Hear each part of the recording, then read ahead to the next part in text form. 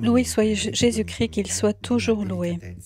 Il y a un moment dans la vie où il y a des moments d'une tristesse et d'une délicatesse très profonde et immense. C'est lorsque on se retrouve avec la perte d'un être cher et que dans les bureaux d'une agence de pompes funèbres, on nous pose la question très pratique, mais qui a une profondeur spirituelle importante.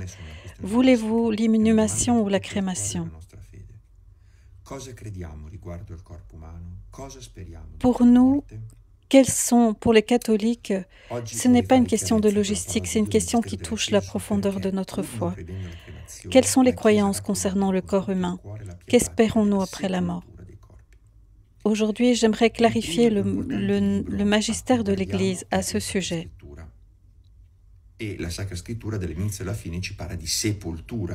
La Sainte Écriture nous parle de la sépulture tout au long des Écritures. Elle parle de l'enterrement. Par exemple, Abraham achète un terrain et pour pleurer sa femme Sarah. Et de même façon, tous les pères et les rois sont enterrés dans un tombeau. Et l'exemple suprême est celui de Jésus, qui, après être descendu de la croix, n'a pas été brûlé, il a été traité avec amour et gentillesse et révérence infinie. Il a été enveloppé dans un linceul, il a été oint d'huile précieuse et placé dans un tombeau neuf. L'acte de la mise au tombeau du Christ n'est pas un détail secondaire, il fait partie intégrante du credo que nous professons. Il mourut sur Ponce Pilate, fut crucifié et fut mis au tombeau. L'inhumation est un acte qui témoigne de la réalité de la mort de Jésus et qui prépare le miracle de la résurrection. Donc, notre foi n'est pas une philosophie qui déprécie le corps. C'est pourquoi il y a une insistance sur le corps.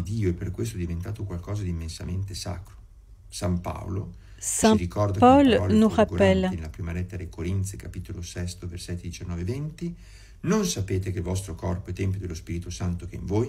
ne savez-vous pas que votre corps est le temple de Dieu? Dans Corinthiens chapitre 6, versets 19 et 20. S'il a été le temple de l'Esprit Saint, le corps n'est pas un emballage à jeter. C'est le temple de l'Esprit Saint, c'est un temple qui a reçu l'Eucharistie. Il a été un instrument de charité et d'amour, il a une dignité immense que la mort n'affecte pas. L'inhumation honore cette dignité. L'acte de placer un corps dans la terre est un signe visible de notre foi en la résurrection des morts.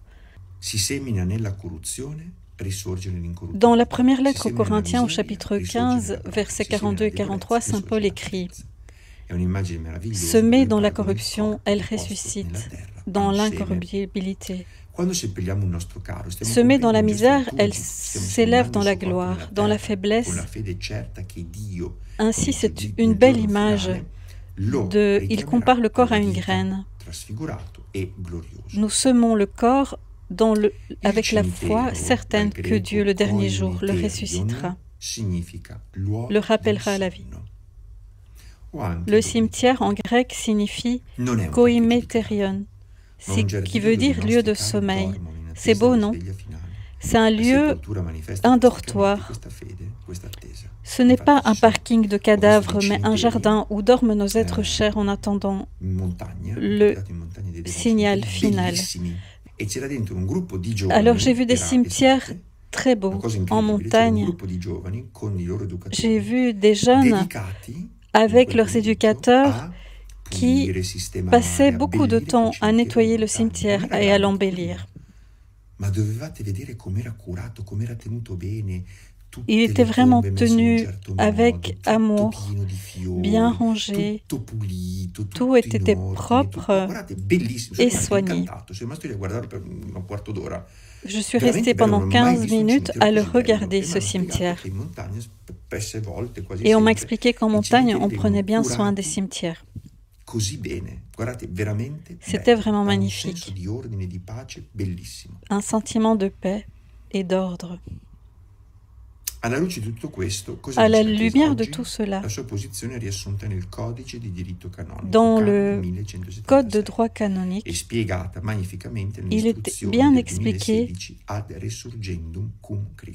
ce que l'Église recommande. Elle préfère la sépulture.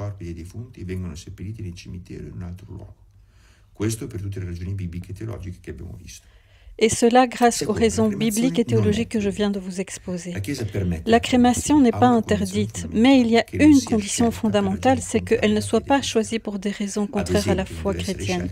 Par exemple, ça ne doit pas être un choix qui nie la résurrection, ou qui a une perspective panthéiste, d'aller disperser dans la nature les cendres, ou un mépris du corps.